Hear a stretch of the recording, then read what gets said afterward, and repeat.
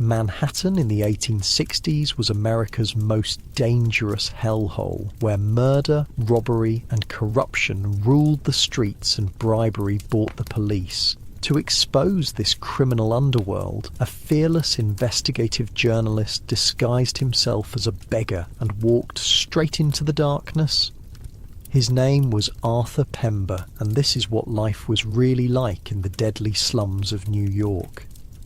Before we start, likes and subscribes help me keep making these. Where are you listening from? Drop your city and time in the comments. I'm always reading them thinking, wait, people in New Zealand listen to history stories to sleep? Okay, tonight it's 1860s New York.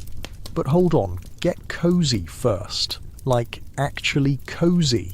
Pillows good? Blanket situation handled? Perfect. Trust me on this one.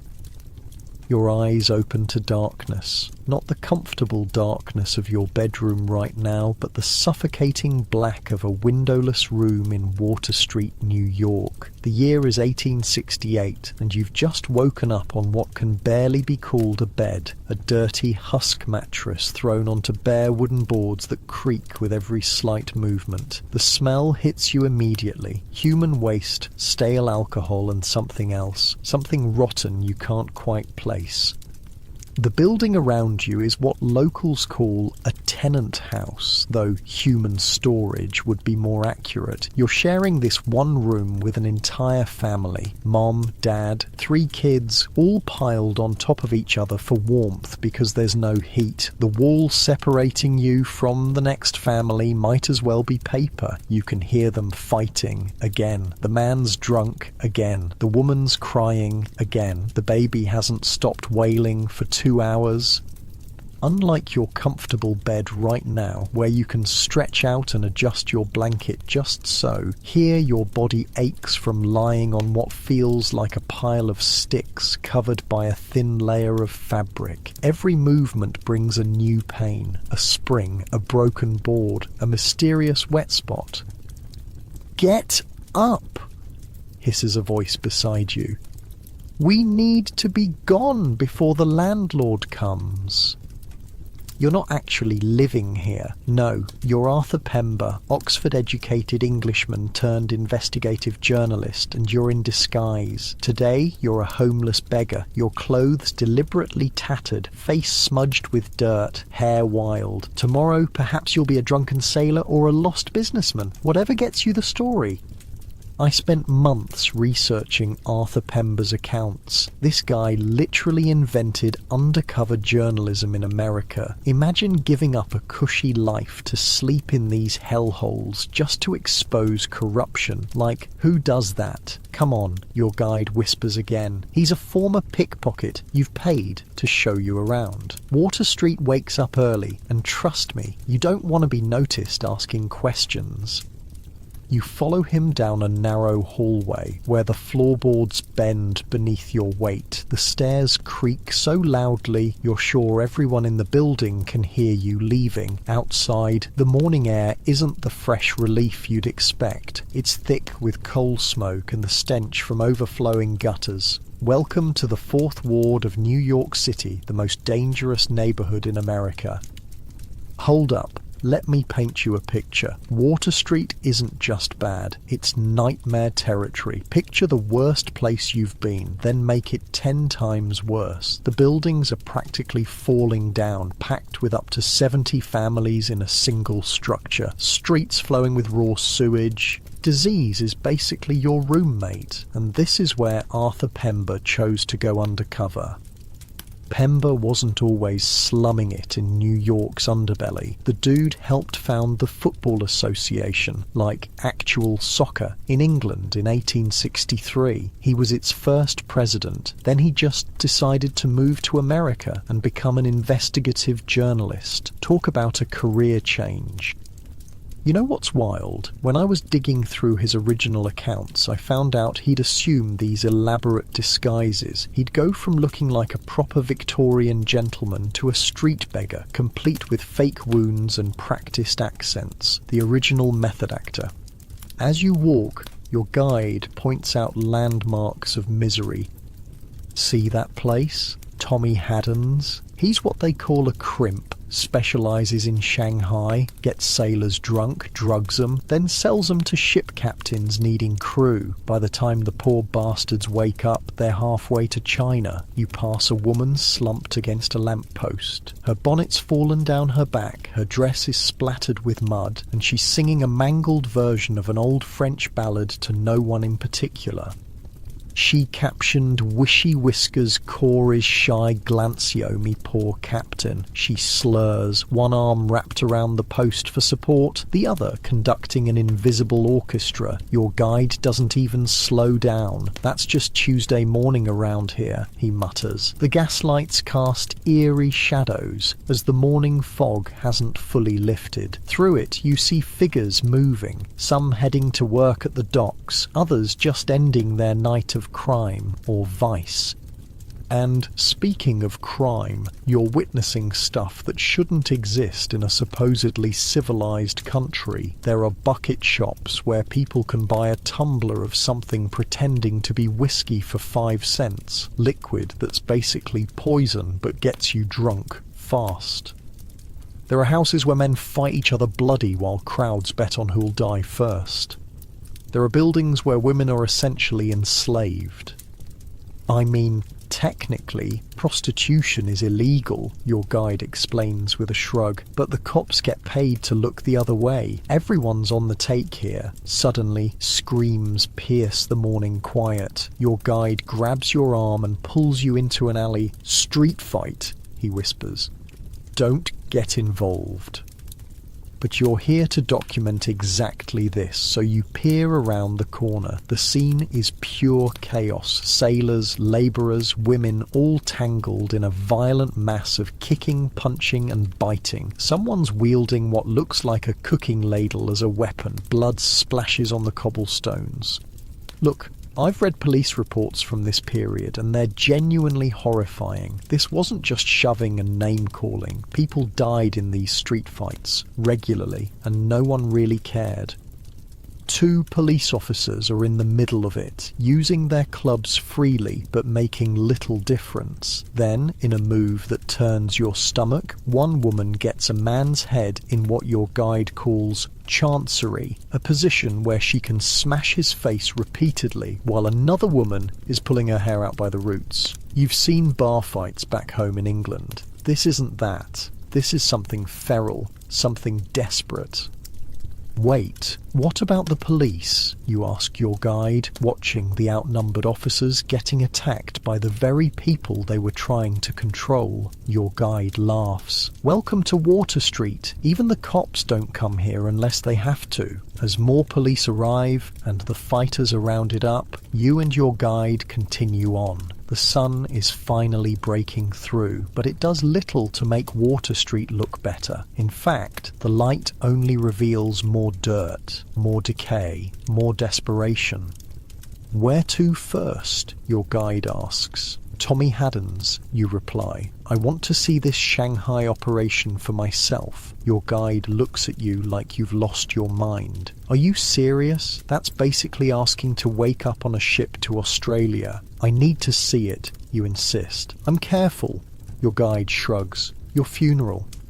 As you approach Haddon's establishment, you rehearse your cover story. You're a drifter looking for work, not too bright, perfect Shanghai material. The building itself looks almost respectable from the outside, a calculated facade. Inside, the air is thick with tobacco smoke and the sour smell of spilled beer. Despite the early hour, the place is busy. Sailors drinking away their pay, locals nursing cheap beers, and Haddon's runners eyeing newcomers like vultures watching dying animals. Tommy Haddon himself sits at a desk in the corner, a small, sharp-faced man with restless eyes. He's doing calculations in a ledger, probably figuring out how much a human being is worth on today's market. The Shanghai process is genius in its simplicity, a museum curator in maritime history told me when I was researching this, and utterly horrific in its execution. Here's how it worked. Haddon's runners would find men who were either drunk or could easily be convinced to drink. They'd lead them to Haddon's place for one more round. That drink would be drugged. When the victim passed out, they'd be taken upstairs and kept until a ship captain came looking for crew. The captain paid Haddon. The unconscious man was carried aboard, and by the time they woke up, they were at sea with no way back. You take a seat at the bar, trying to look both vulnerable and unremarkable. The bartender, a man with forearms like hams and scars across his knuckles, eyes you suspiciously. "What'll it be?" he asks. "Whiskey," you mutter, keeping your eyes down like someone with something to hide. The liquid he pours is amber, but you'd bet good money it's not actually whiskey. More likely watered down rock gut with tobacco juice for colour and God knows what else for kick. You raise the glass to your lips but don't actually drink. You've heard stories about Haddon's special cocktails. A man slides onto the stool beside you, well-dressed, friendly smile, the kind of man your mother would have called too smooth by half. "New in town?" he asks casually, and this, right here, is how it begins. This friendly stranger is the first step toward waking up on a ship bound for China. "Just got in," you reply, slurring slightly to seem vulnerable. "Looking for work?" he asks, his smile never reaching his eyes. "Maybe. Got some prospects," you lie. "I might know something," he offers. "Good pay, see the world." You almost want to laugh at the transparency of it. "The world, huh?" you say, feigning interest. "Oh, yeah," the runner says, warming to his pitch. "Ever been to China, Australia, exotic places, beautiful women?" "Sounds expensive," you reply. "First round's on me," he says, signalling the bartender. "Let's talk about opportunities." And there it is. The trap is set. If you were actually a drifter, actually desperate, actually naive, you'd drink the doctored whiskey he's ordering. You'd pass out. You'd wake up at sea. You pretend to sip the new drink while the runner tells you increasingly elaborate lies about the wonderful life of a sailor. As you listen, you notice a man being carried down the stairs at the back of the room, limp, unconscious, clearly drugged. Two burly men take him out the back door, presumably to a waiting ship. The runner follows your gaze and quickly tries to distract you. "So, as I was saying about the pay, excuse me," you mutter, standing suddenly. "Need the privy." Instead of heading to the back where the toilets would be, you make for the front door. The runner calls after you, but you're already pushing your way outside, heart pounding. Your guide is waiting across the street. "That was quick," he says. "Did you see enough?" "Saw them carrying someone out," you reply, still shaken by the casual efficiency of it all. "Yeah, that happens all day. All night too. Haddon's got a deal with half the captains in the harbour." "Where to next?" you ask, straightening your disguise. Your guide grins, revealing a gold tooth among the brown ones. "How do you feel about entertainment? Ever seen a proper Water Street dance house?" As you follow him down the street, screams erupt from somewhere ahead. Not fight screams this time. Something worse. Your guide freezes. "What the hell was that?" you ask. "Nothing good," he replies, suddenly serious. "Nothing good at all." So here's the thing about Water Street. You couldn't really prepare for it. Even if someone told you how bad it was, seeing it was different, smelling it was different, hearing a man's screams cut short in the morning light was different. "We should go another way," your guide says quickly, pulling at your sleeve. "But you're here for the story, all of it, even the parts that make your skin crawl." "No," you say firmly, "we go toward it." Your guide looks at you like you're insane. "They're going to find bits of you floating in the East River." You pull out extra money, real journalists' money, not beggar money. "Double if we check it out." He stares at the cash, then at your face. "Your funeral," he says. for the second time that morning. As you move cautiously toward the source of the screams, the busy street has gone strangely quiet. People are suddenly finding reasons to be elsewhere, heads down, walking fast. "Whatever happened," your guide whispers. "Nobody saw nothing. That's how it works here. You see something, you forget it immediately. You round the corner and immediately wish you hadn't. All right, that's a good chunk. Let me know when you're ready for the next part." The body is face down in the gutter, one arm twisted at an unnatural angle. Blood mixes with the filthy water, creating swirls of crimson that disappear down a nearby drain. People step around it, not over it, giving the corpse a wide berth as they continue their morning business. "Jesus," you whisper, "shouldn't someone do something?" Your guide looks at you like you've suggested flying to the moon. "Like what? Send for his family? Half the people here don't have families. The other half, their families don't want to know them. The police then?" He snorts. "They'll be by eventually. Body'll go to Potter's Field if nobody claims it. Circle of life in Water Street." The casual acceptance of death here makes your skin crawl. Back in London, a dead body in the street would cause hysteria, crowds, authorities. Here, it's just Tuesday. You pull out your notebook, a risky move in your beggar disguise, and quickly jot down notes. The dead man is youngish, maybe 30. No obvious signs of who he was or how he died, besides the pool of blood beneath him suggesting a knife wound. "Put that away," your guide hisses. "You trying to get us both killed?" You pocket the notebook just as a police officer saunters up to the body. He nudges it with his boot, sighs heavily, then signals to someone down the street. Two men with a cart appear, lift the corpse unceremoniously, and toss it in the back like a sack of potatoes. "That's it?" you ask, unable to hide your shock. "No investigation, no questions." "What's to investigate? Man's dead. Happens every day." The officer notices you watching and narrows his eyes. Your guide grabs your arm and pulls you away. "Don't make eye contact with the law," he mutters. "Not in that get-up. They'll run you in just for looking suspicious." As you turn the corner, your guide relaxes slightly. "So, dance house next?" Much more pleasant than corpses. The dance house doesn't look like much from the outside, just another dilapidated building on a street full of them. A crudely painted sign reads, "Sailors Retreat," though you suspect few sailors have found actual refuge within. Inside, the air is thick with tobacco smoke, cheap perfume, and the unmistakable smell of unwashed bodies. The place is divided into two sections, a bar area where men of questionable character lean against the counter, and through a partition, a dance floor where the real business happens. 10 cents gets you in, says a mountain of a man guarding the entrance to the dance floor.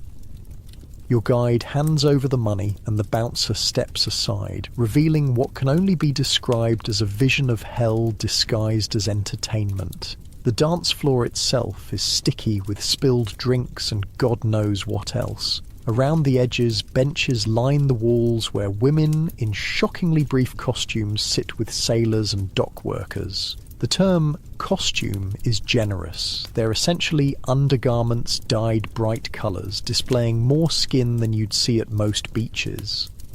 Their dresses seem rather scant, you comment to the proprietor, a sleazy-looking man who's also the self-proclaimed band leader. "Oh, they've got enough for the purposes of decency," he replies with a wink. You've been in some rough establishments in London, but nothing like this. The women range from young girls who can't be more than 15 to weathered veterans of 40 or 50. Some look bored, others desperate. A few seem completely intoxicated. All are wearing the same ridiculous outfit, a short dress barely covering essentials, glass beads around their necks and absurd feathered bonnets. I checked original accounts from reformers who visited these places, and they consistently mentioned how the women were dressed. It's like they were wearing parodies of fancy clothing, like someone saw a society lady once and tried to recreate it with scraps and stolen goods. The contrast between the elegant bonnets and the barely there dresses apparently made it even more depressing. The proprietor takes his seat in what he grandly calls the orchestra, a violin, banjo and tambourine, and shouts, "Now young ladies, a quadrille if you please," before launching into a tuneless melody. The women drag their partners to the floor, putting on exaggerated airs and graces that border on mockery of high society dances. The men stumble along, most too drunk to follow even the simplest steps. They say John Allen's place used to be the wildest, your guide tells you, nodding toward a building across the street. He reformed, though, or pretends he did. Missionaries paid him off. Missionaries? Oh yeah, religious folks come down here trying to save souls. Mostly they get robbed, but sometimes they make deals. Paid Alan a month's rent to use his dance hall for prayer meetings.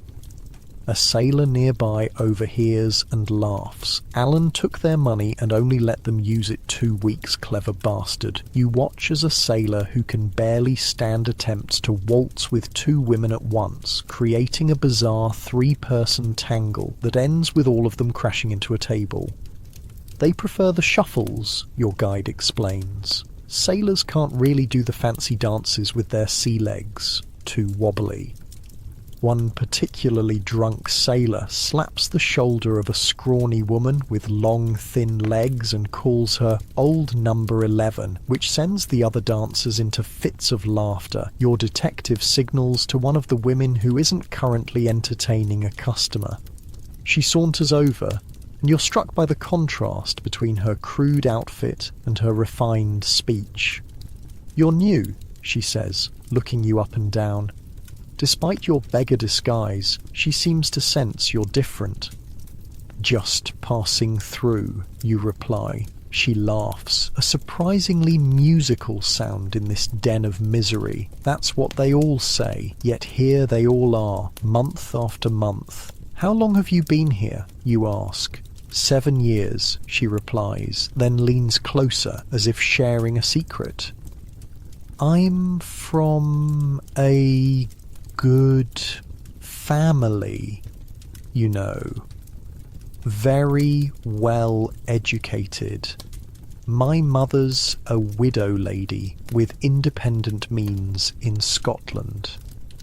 You've heard similar stories in London's brothels, tales of genteel upbringings and tragic circumstances. Sometimes they're true. "Got into trouble when I was young," she continues. "Had to run away. Thank God my poor mother thinks I'm dead. It would kill her to see me here."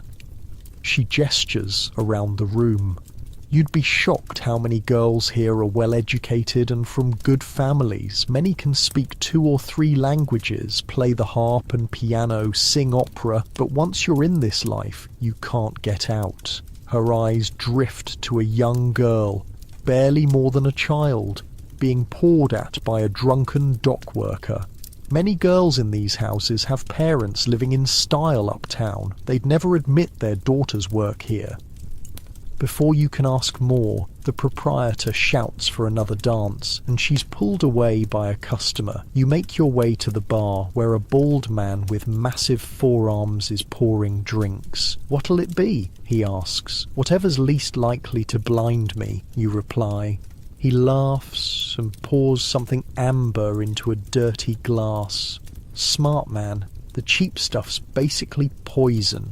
"Been working here long?" you ask, pretending to sip.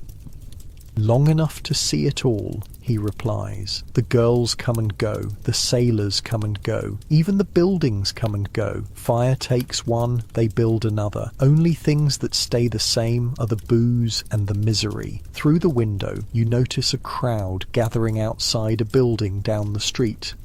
"What's happening there?" The bartender squints. Ah, that's Kit Burns' place. Probably a rat-baiting match about to start.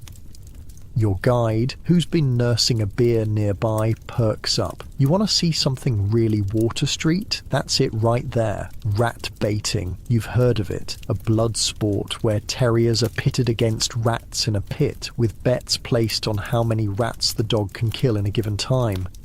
It's outlawed in many places, but thrives in neighbourhoods like this.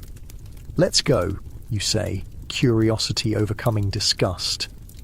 As you approach Burns's establishment, a crudely painted sign identifies it as Sportsman's Hall. Men crowd around the entrance, exchanging money and shouting odds. Inside, the place stinks of beer, sweat, and rat. The main attraction is a pit in the centre of the room, surrounded by tiered seating that your guide informs you can hold up to 500 spectators.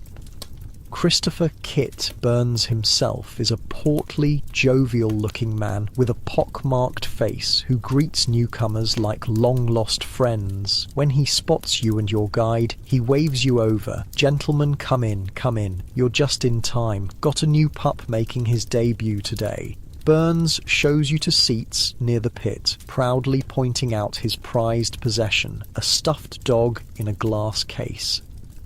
"My black and tan," he explains, eyes misting with nostalgia. "Killed 300 rats in under an hour. Did it easy too. Best dog I ever had." A small, sandy-haired terrier is being prepped at one end of the pit, its handler whispering encouragements. At the other end, a man dumps a squirming sack into a cage. Rats, dozens of them, their pink tails flicking against the bars.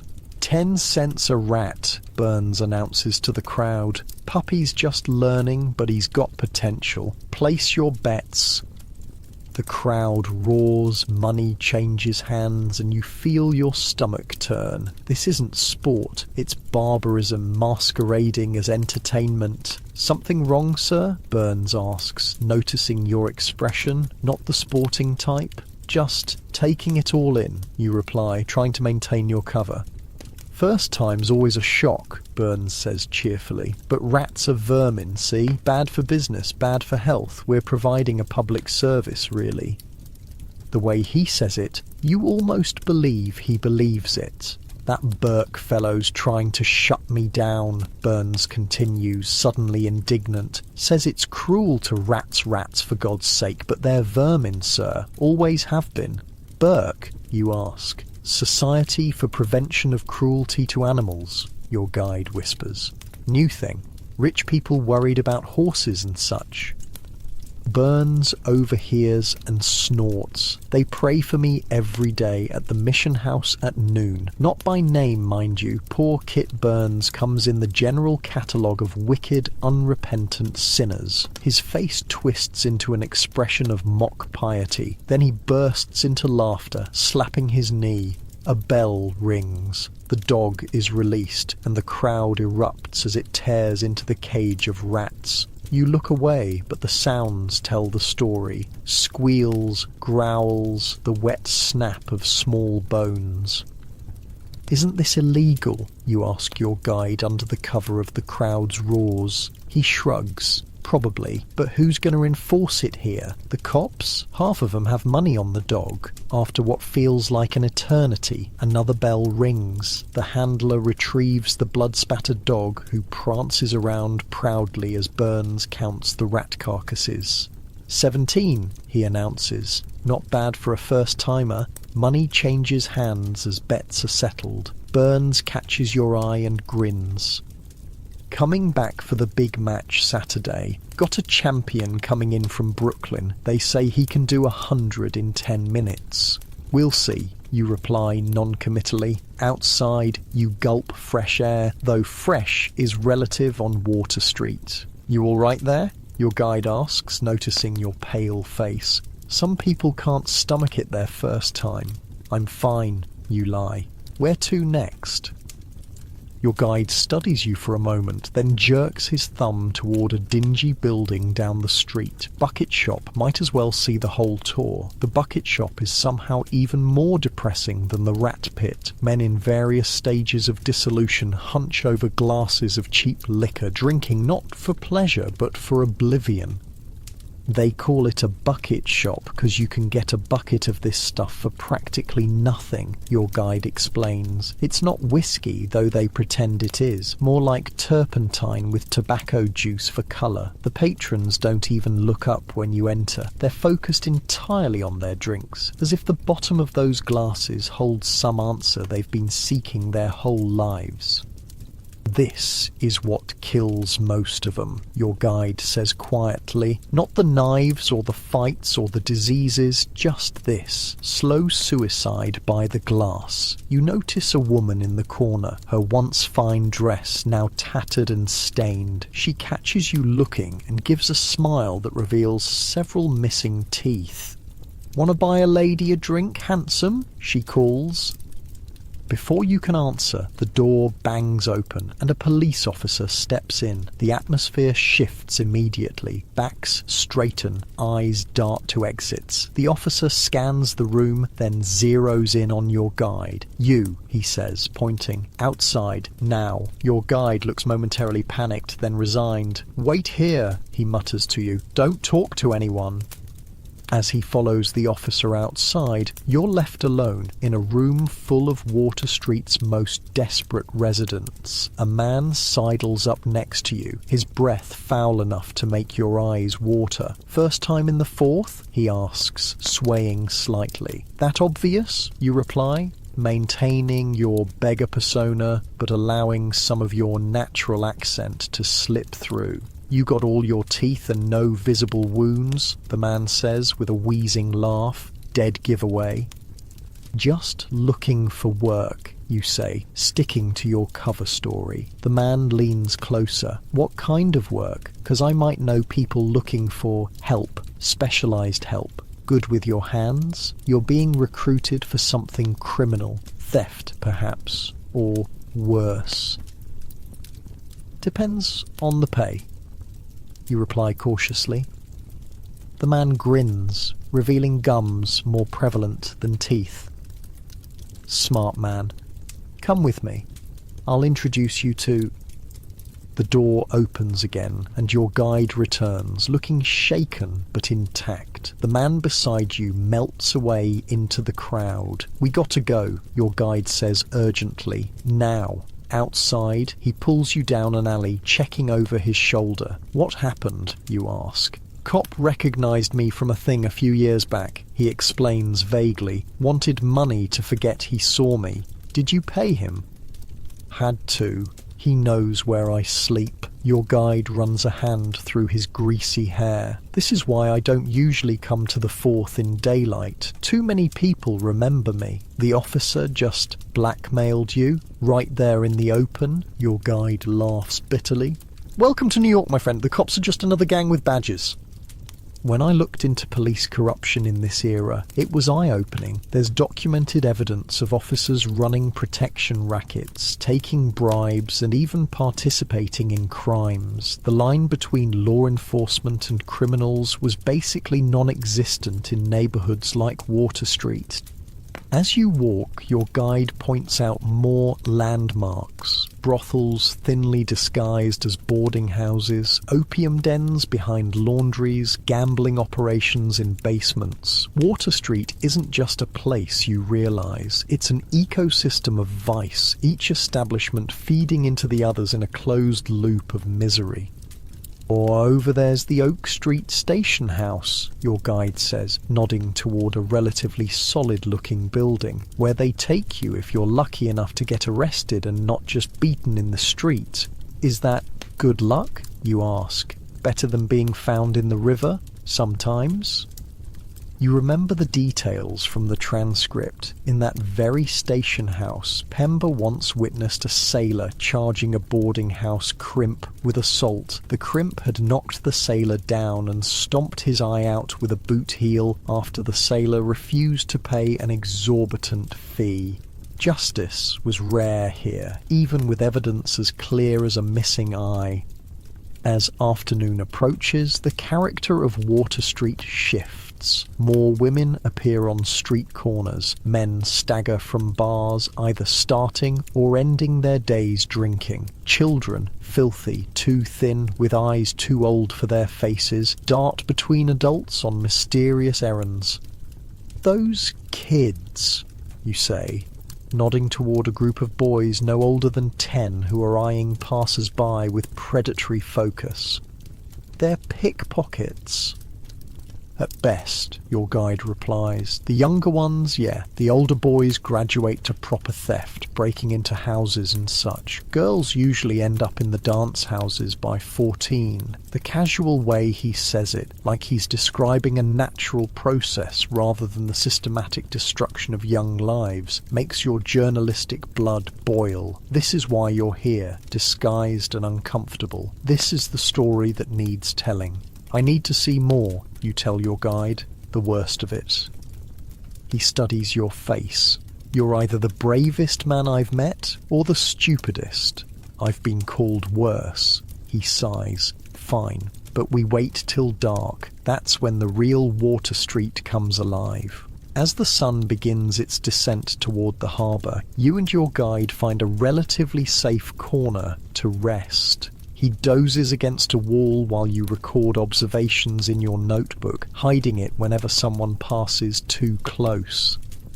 The dancing houses and saloons are lighting up, their windows glowing like diseased eyes in the gathering darkness. Music, discordant, amateur but enthusiastic, spills into the street. Laughter too, though there's an edge to it that speaks more of desperation than joy.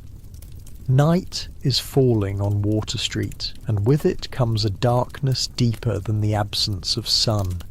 Your guide was right. You've only seen half the story so far. The real horrors are just beginning.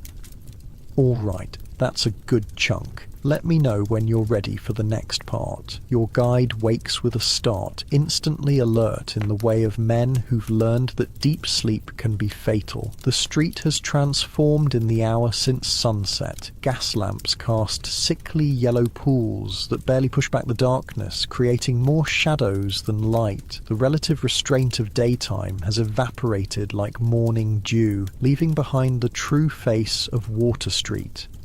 "All ready?" your guide asks, watching you carefully. "Last chance to back out. Night's a different beast here." "I came for the truth," you reply, adjusting your beggar's disguise. "All of it." He nods, resigned. "Your funeral. Third time I've said that today, starting to think it might be literal."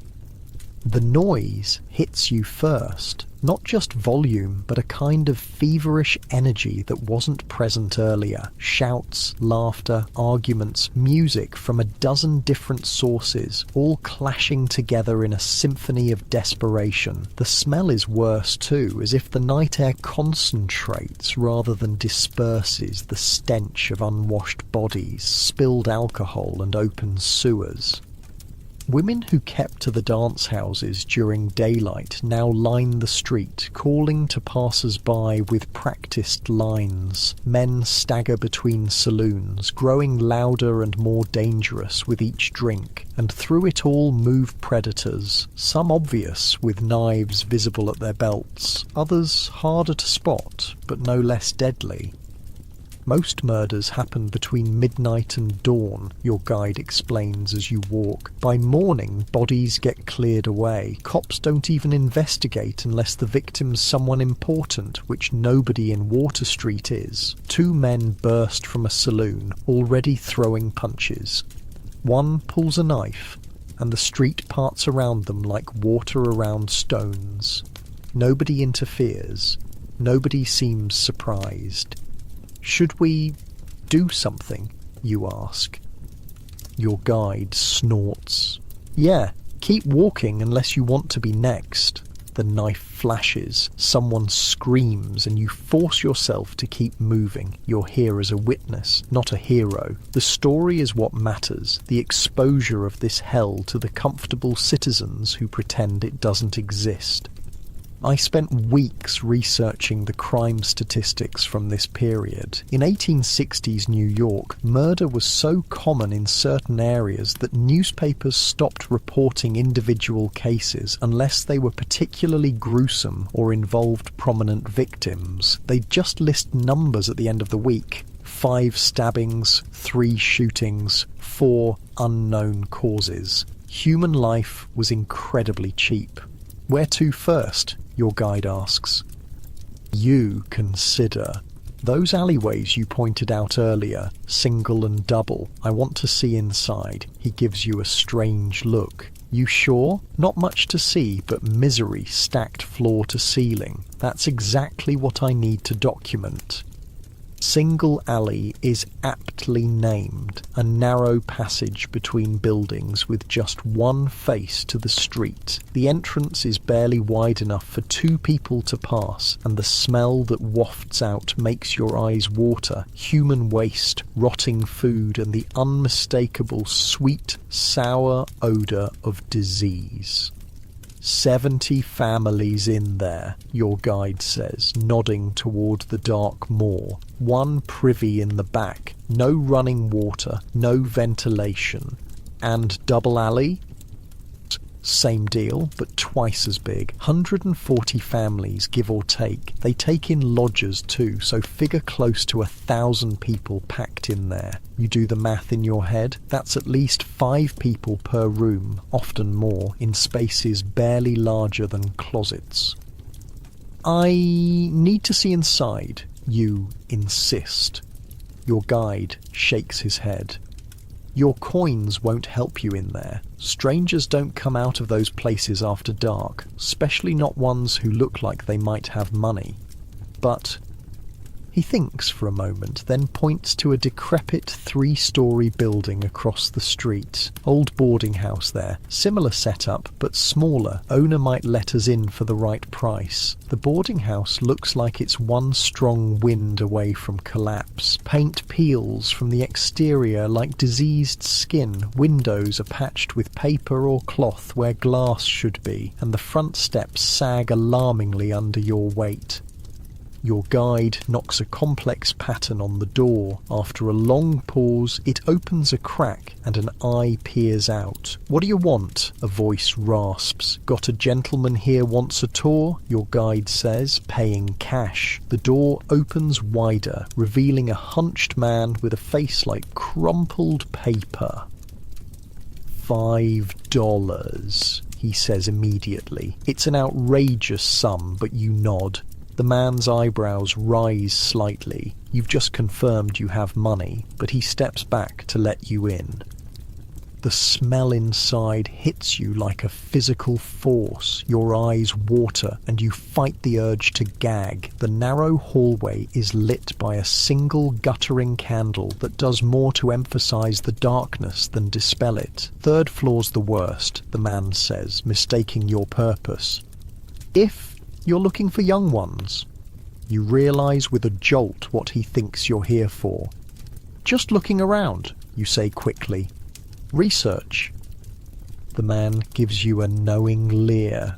Call it whatever you want, mister. $5 buys you a tour and privacy. What happens after ain't my business. You press the money into his palm and he gestures toward a rickety staircase. Help yourself. Knock before entering or you might get a knife for your trouble. As you climb the stairs, the wood groaning beneath your feet, your guide whispers, he thinks you're shopping for company. I gathered. Play along. Safer that way. The 1st floor is divided into tiny rooms, doors half open to reveal cramped spaces occupied by multiple people. In one, a family of 6 sits on a single mattress, sharing what looks like a loaf of bread. In another, 2 women sew by candlelight, their fingers moving with mechanical precision despite the dim light.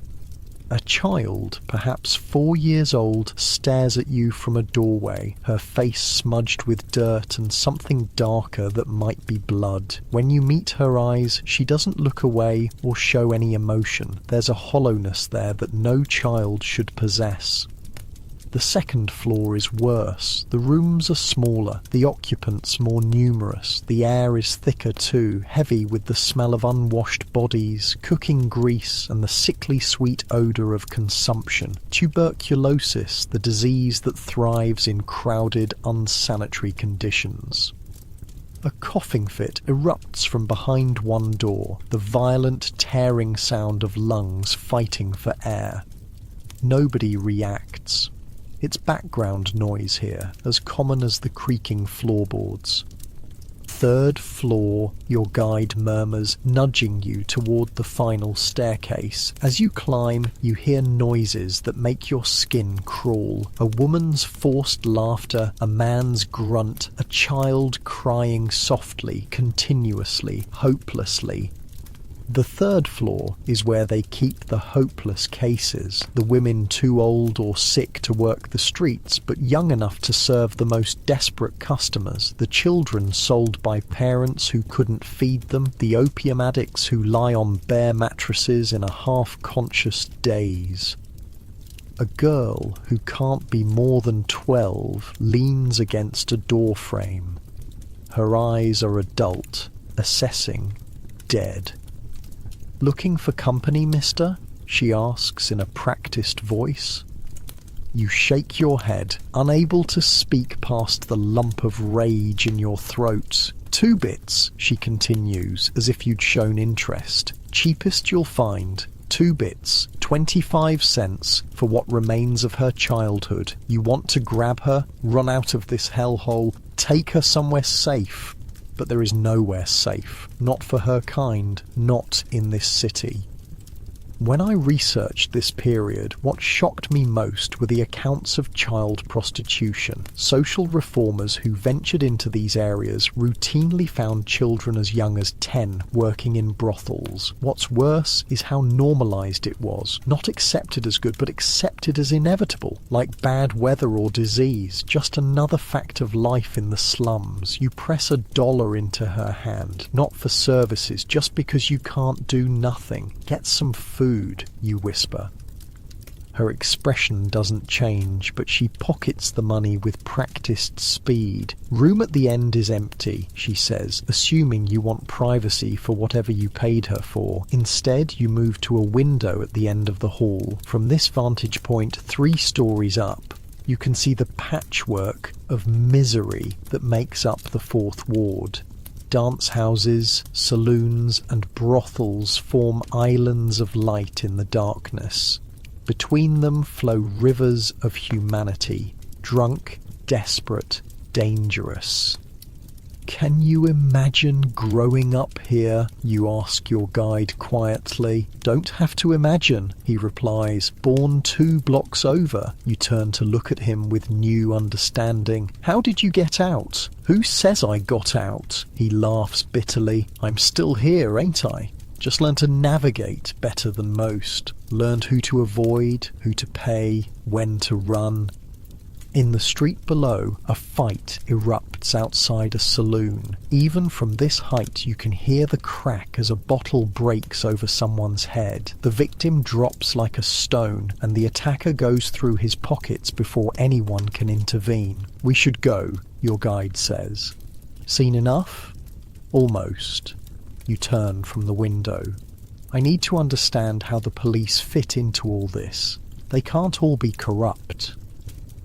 "Follow me," your guide says with a grim smile. "I'll show you exactly how the law works in Water Street." Back on the street, the night has deepened, but the activity has only increased. Your guide leads you to a saloon that, from the outside, looks no different from the dozens of others you've passed. Inside, however, the clientele is unexpected.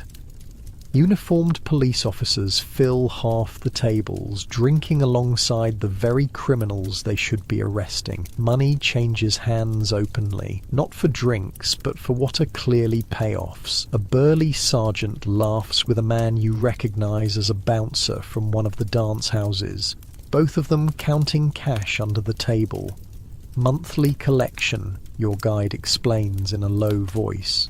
"Brothels, gambling dens, dance houses, they all pay for protection, not from criminals, from the law itself. They're just taking bribes in the open? Who's gonna stop 'em? The other cops? He snorts. System works for everybody except the poor bastards at the bottom. A man in plain clothes but with the unmistakable bearing of authority enters, and the room subtly shifts. Conversations pause, eyes lower, postures straighten. "Captain," your guide whispers. "Precinct boss? His take's bigger than all the rest combined." The captain scans the room, his gaze passing over you without interest. You're just another Water Street degenerate as far as he's concerned. He takes a seat at a reserved table in the back, and immediately several envelope-bearing men approach to pay their respects. And their bribes. "Elections coming up," your guide continues. Cops make sure the right votes get counted, the wrong ones disappear. Politicians return the favour by keeping the right cops in the right places. "The whole system is corrupt," you murmur. Now you're getting it. A commotion at the door draws your attention. 2 officers drag in a struggling man, blood streaming from a cut on his forehead. "Caught him stealing from Kit Burns's place," one officer announces to the room. The captain barely looks up. Usual treatment. The officers grin and drag their captive toward the back door, presumably to an alley where they can dispense their version of justice without witnesses. "Should have known better," your guide says, shaking his head. "Burns pays triple what most places do. Stealing from him's practically suicide." As you watch the illicit commerce continue, a horrible thought strikes you. "The body we saw this morning," you ask, "the one they just carted away without investigation, was that..." Probably. Could have been someone who didn't pay protection, or stole from the wrong person, or just looked at someone wrong. Doesn't take much around here. Suddenly, the captain's gaze locks onto your guide, recognition dawning in his eyes. "Time to go," your guide says urgently. "Now." You slip out the side door just as you hear the captain's voice calling for your guide by name. Outside, you don't walk. You run, following your guide down a maze of alleys until you're sure no one is following. "That was close," he pants, leaning against a wall. "Captain knows me from way back, knows I don't come around unless I'm showing someone the sights." Would he really have arrested you? "Arrested?" Your guide laughs breathlessly. "No, that costs money. Beaten senseless and dumped in the river, more likely." You've both stopped in a relatively quiet street. The buildings here are just as dilapidated, but there are fewer saloons, more residences. From an upper window comes the sound of a baby wailing, high and desperate. "This is where families live," your guide explains, recovering his composure. "The ones trying to stay decent anyway. Work the docks, the factories, whatever they can find." As if on cue, a door opens and a man in workman's clothes emerges. He looks exhausted, shoulders slumped under an invisible weight. "Night shift," your guide explains. "Poor bastard probably works 16 hours a day, comes home to a place not much better than that boarding house, tries to keep his family fed." "How do they survive?" you ask. Some don't. Some turn to crime eventually. Some just endure, get up every day and do it all again until they can't anymore. The man trudges past you without a glance, his eyes fixed on the ground, his mind perhaps on the long night ahead, or the hungry children he's leaving behind. "Come on," your guide says. "One more stop. Gotta be quick though. Captain might have people looking for us." He leads you to a building that, despite its shabby exterior, has a certain dignity lacking in its neighbours. A small sign identifies it as a mission house. Religious folks, your guide explains, set these up to save souls. Mostly they just provide a warm place to sit, and some soup if you're willing to listen to preaching. Inside, a small group has gathered, mostly women and a few elderly men. A grey-haired preacher stands at the front, reading from a Bible by lamplight. His voice is hoarse but passionate as he describes the rewards awaiting the faithful in heaven. For most of these people, your guide whispers, the promise of a better afterlife is the only hope they've got.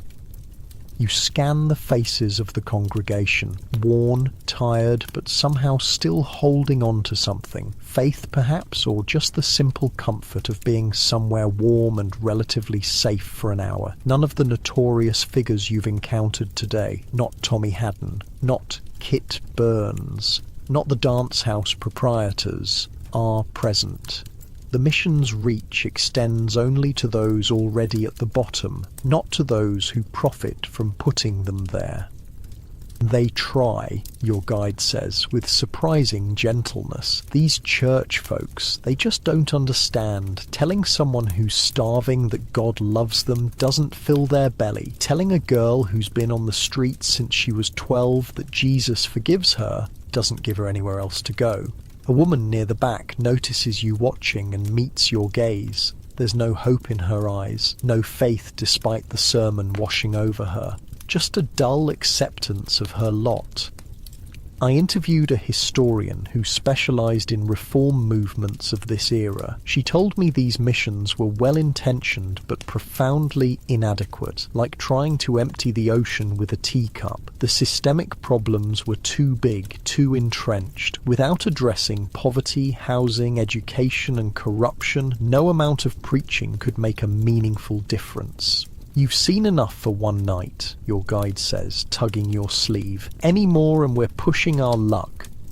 Outside, the streets have grown marginally quieter as the very drunkest have passed out, and the slightly more sensible have found beds or companions for the night. But danger still lurks in every shadow, and your guide keeps you moving at a brisk pace, away from the mission, deeper into the warren of streets that make up the Fourth Ward. Where are we going? You ask, realising you've lost your bearings in the tangle of identical dilapidated streets. "Oh, safe house," he replies cryptically. "Can't take you back to your hotel looking like that, and can't stay on the streets all night, not after the captain saw us." As you turn a corner, a figure detaches from the shadows ahead, a police officer, billy club already drawn. "You there!" he calls. "Stop where you are." Your guide freezes, then whispers from the corner of his mouth, "When I move, run. Don't look back. Don't stop. Head for the docks." Before you can respond, he shouts. It's a raid at the top of his lungs. Doors fly open up and down the street as people scatter, creating instant chaos. Your guide shoves you hard in one direction and bolts in another. The officer hesitates, confused by the sudden explosion of activity, and in that moment, you run. Behind you, a whistle blows, the officer calling for backup. Ahead, more figures are emerging from the darkness. You dart down an alley, heart pounding, your fine Oxford education suddenly worth less than a pair of fast legs. The docks loom ahead, a forest of masts and rigging silhouetted against the night sky. Somewhere in that maze of ships and warehouses, you might find safety, at least until morning.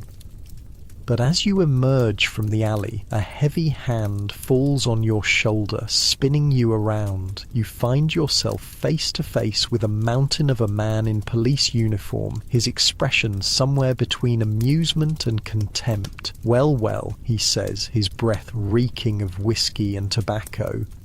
"What do we have here?" "All right, that's a good chunk. Let me know when you're ready for the next part." The officer's grip tightens on your shoulder, fingers digging into your collarbone. His face is a road map of broken veins and old scars, eyes bloodshot but alert. You consider your options. Running seems impossible, fighting suicidal. "Just looking for work, officer," you mumble, deepening your fake American accent, slouching into your beggar disguise. Funny, he says, not sounding amused. Captain wants to talk to someone matching your description, someone asking questions they shouldn't. Your heart sinks. Word travels fast in Water Street. You got the wrong fellow, you insist. I'm just passing through. He studies you for a long moment, then a slow, unpleasant smile spreads across his face. Empty your pockets.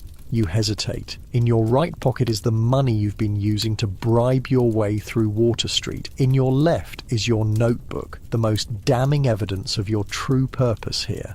I said, he repeats, raising his club, empty them. You reach for your right pocket first, removing a handful of coins and crumpled bills. The officer's eyes light up with naked greed. That's a lot of cash for a beggar, he observes, plucking the money from your hand. Where'd you steal it? Didn't steal it, you protest weakly. Saved up. Other pocket, he demands, already pocketing your money.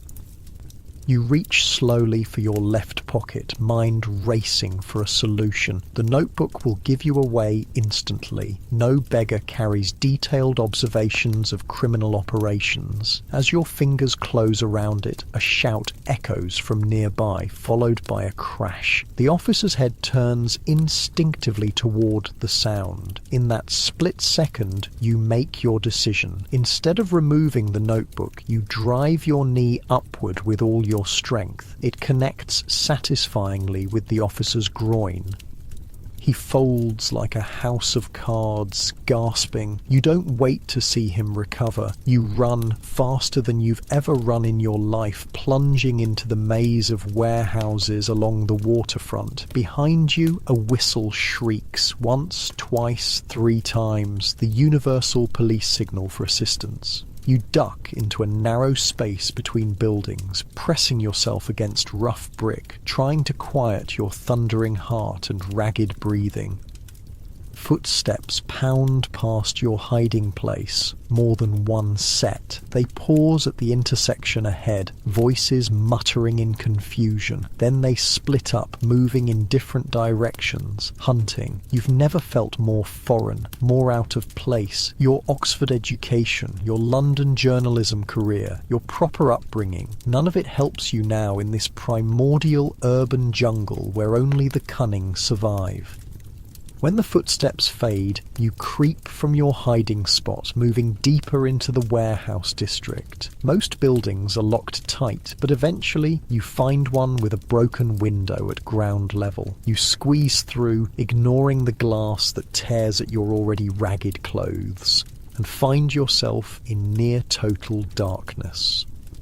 The warehouse smells of coffee beans and rat droppings. You fumble your way to what feels like a stack of burlap sacks and collapse behind them, finally allowing your trembling legs to rest.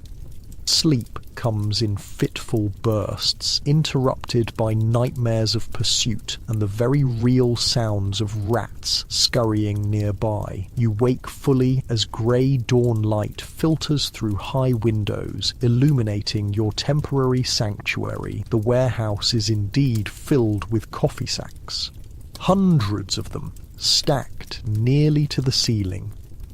Your body aches from the hard floor and yesterday's exertions. Your fine clothes, disguised beneath beggar's rags, are filthy. Your face, when you touch it, feels rough with stubble. The transformation from gentleman journalist to actual Water Street denizen is becoming less of a disguise and more of a reality. With daylight comes a new problem. You can't stay here, but you also can't return to your hotel looking like this. You need your guide, but have no idea how to find him. For all you know, he's been caught by the police himself. You peer through a crack in the warehouse door. The dockside is already busy with workers unloading ships, carrying crates, shouting orders. Among them, you spot the occasional blue uniform of a police officer, presumably still hunting for you.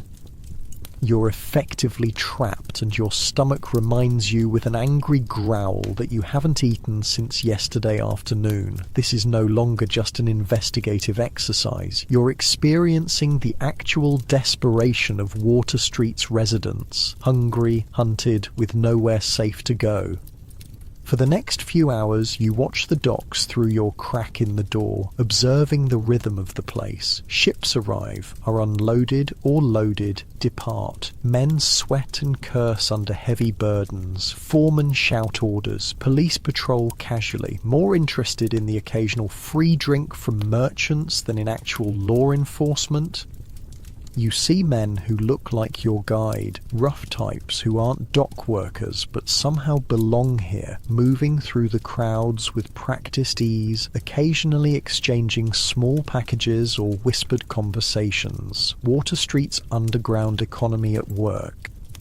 By mid-morning, your thirst has become nearly unbearable. You've spotted a water pump near one of the piers, used by workers to wash and drink. If you're careful, you might reach it without being noticed. You wait for a particularly busy moment when a large shipment is being unloaded and everyone's attention is directed elsewhere, then slip out the door.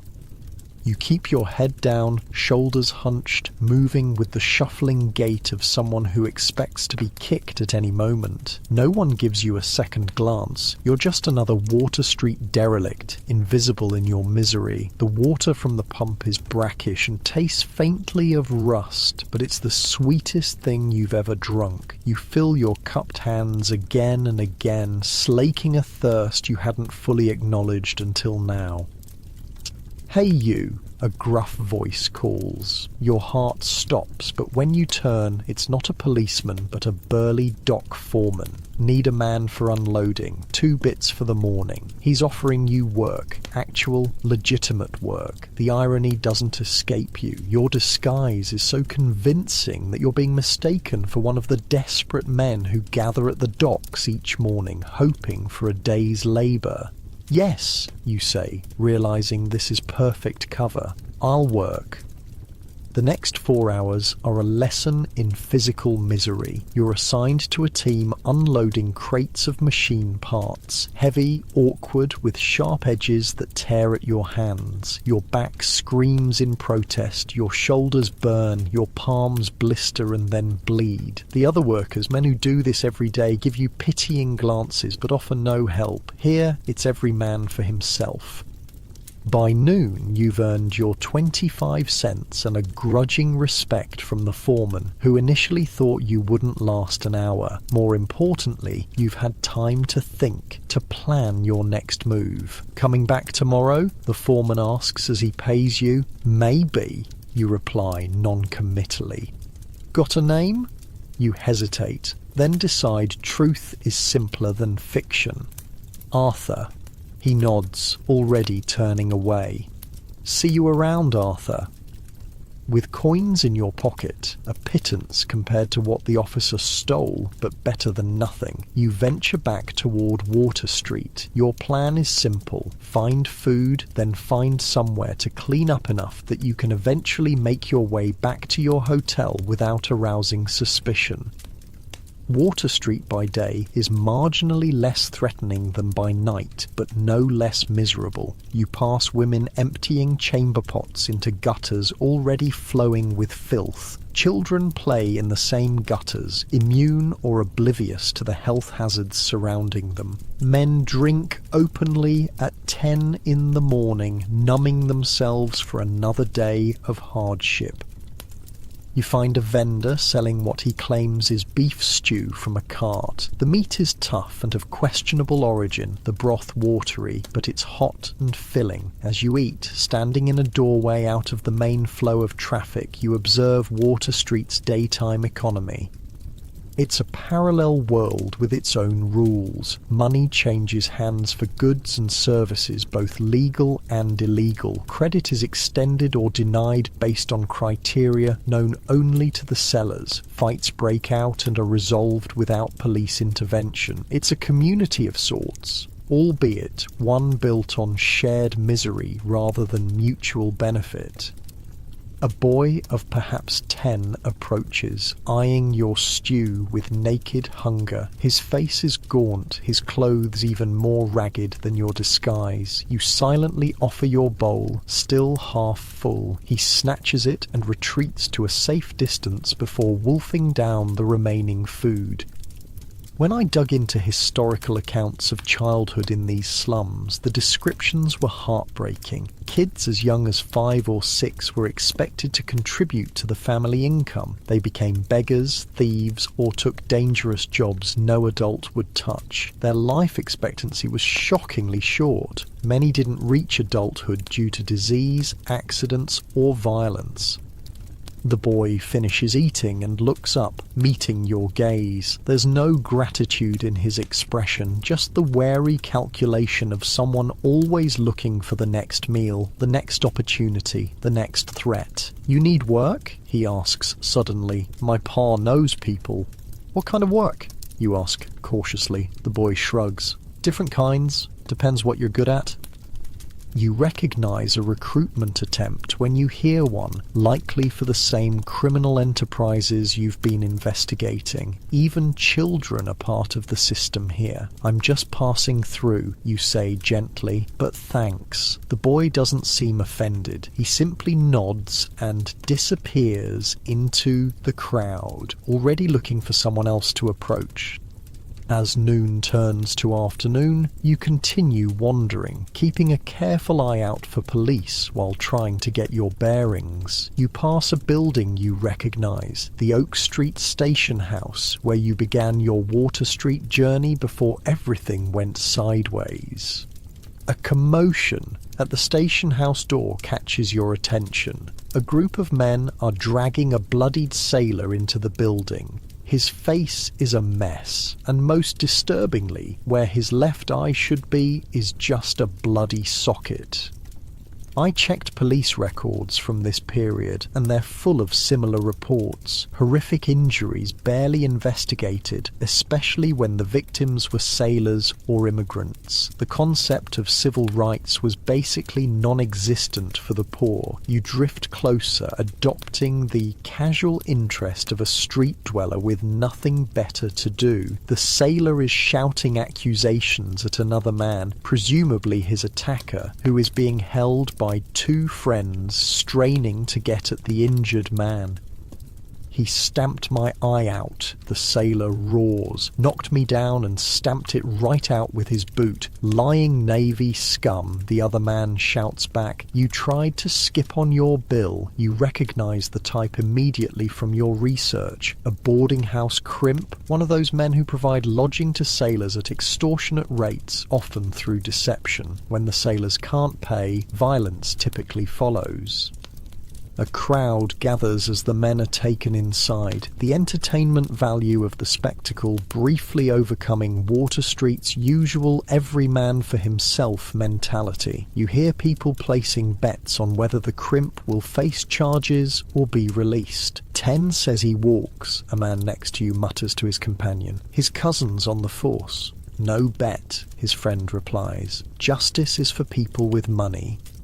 As the crowd disperses, you notice a familiar face across the street, your guide, looking considerably worse for wear, but very much alive. He spots you at the same moment and jerks his head slightly, indicating an alley nearby. Once safely out of sight, he looks you up and down and lets out a low whistle. "You look like hell." "You're not much better," you reply, noting his split lip and the bruise darkening his left cheek.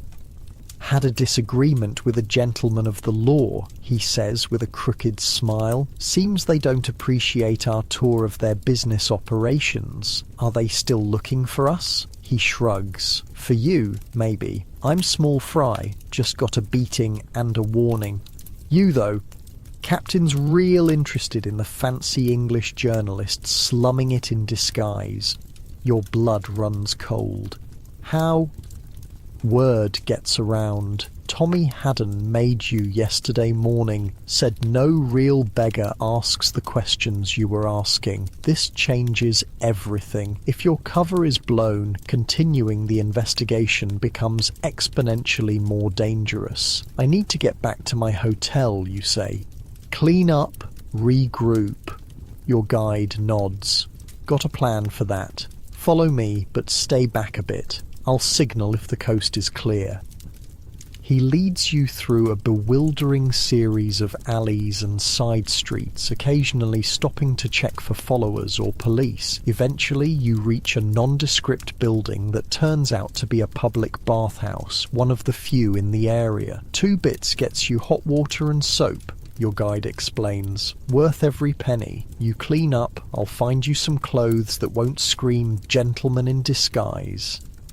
The bathhouse is basic but functional, a series of private stalls with metal tubs, a far cry from London's elegant bathing establishments, but heaven after your recent experiences. The hot water turns grey almost immediately as you scrub away the accumulated filth of Water Street. As promised, your guide returns with clothes, simple workman's attire that will help you blend in better than either your gentlemanly clothes or the beggar disguise. "What now?" he asks as you emerge, transformed once again. "I'm not finished," you say firmly. "I came for the story, and I'm going to get it." He looks at you like you've lost your mind. They know who you are now. It's not safe. "It never was," you point out. "But now I need to be smarter about it. Less direct observation, more interviews." Your guide's eyebrows rise. "Interviews? With who?" "Anyone who'll talk. Former residents who've gotten out, police who might be sympathetic to reform, religious workers from the missions." He considers this, then nods slowly. "Might work. Less dangerous than wandering around Water Street at night anyway. Can you help me find people to talk to?" "Maybe, for the right price." His entrepreneurial spirit remains undimmed by your recent troubles. You count your remaining money. Pitifully little after the police officer's theft. "I'll need to get more cash from my hotel." "Risky," your guide warns. "They might be watching it." He has a point. The corrupt police of Water Street would think nothing of staking out a hotel to catch a troublesome journalist. "Then I need to get a message to my editor at the Tribune," you say. "Let him know what's happening, get some funds." Your guide scratches his chin thoughtfully. "I know a kid who can run messages. Reliable, fast, and knows how to be invisible. Cost you, though. How much?" $1 for him, $1 for me for setting it up. It's steep but necessary. You hand over your last $2, then scribble a note to your editor on a page from your notebook, explaining your situation and requesting funds. "Where will I find you after?" you ask as your guide pockets the note and money. "Boarding house on Cherry Street. Grey door, brass knocker. Knock 3 times, then 2. Say Mike sent you." With that, he disappears into the crowd, leaving you alone once again in the unforgiving world of Water Street. But now you have a plan, a direction, and more importantly, a growing understanding of how this place truly functions. You spend the afternoon carefully making your way toward Cherry Street, avoiding main thoroughfares where police might be watching. The streets here are marginally better than Water Street proper, still poor, still dangerous, but with a higher proportion of working families versus outright criminals. Women hang laundry from windows, the meagre garments flapping like surrender flags in the breeze. Children play games with sticks and stones that have rules known only to them. Men sit on stoops, smoking pipes or simply staring into the distance with the vacant eyes of the chronically exhausted. This is the working poor's Water Street. People one missed paycheck away from the dance houses or criminal gangs clinging desperately to whatever respectability they can maintain. Their struggle is different from the outright criminality you witnessed before, but no less deadly in its way. They fight against time, against illness, against the grinding machinery of poverty that wears them down day by day. You pass a woman teaching her daughter to sew by the light of their open door, her needle flashing in the sun as she demonstrates a stitch. The girl, perhaps 7, watches with solemn concentration. This is her inheritance, not land or money or education, but the skills to barely survive in a world stacked against her.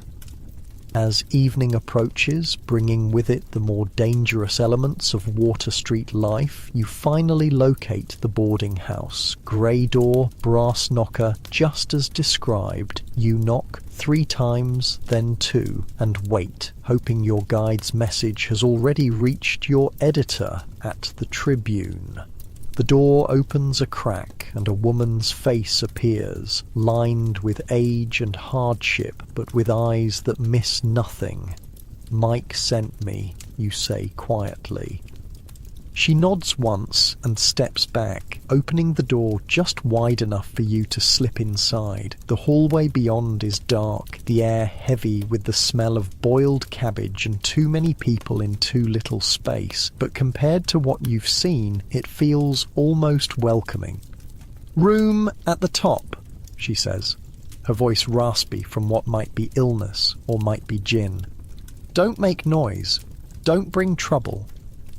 You climb the narrow stairs, each step creaking alarmingly beneath your weight. At the top floor, a single door stands ajar. Inside is a tiny room with a narrow bed, a cracked wash basin, and a chair missing one leg, propped against the wall to stay upright. It's hardly luxury, but it's private and relatively clean, a safe harbour in the storm of Water Street. Through the room's single window, you can see the neighbourhood spreading below you, the first lamps being lit as darkness falls. Tomorrow, you'll continue your investigation, but with a new approach. Tonight, you'll rest, record your observations in your notebook, and prepare for whatever Water Street throws at you next. Because despite the danger, despite nearly being caught, despite everything you've seen, you know one thing with absolute certainty: this story needs to be told. Alright, that's a good chunk. Let me know when you're ready for the next part.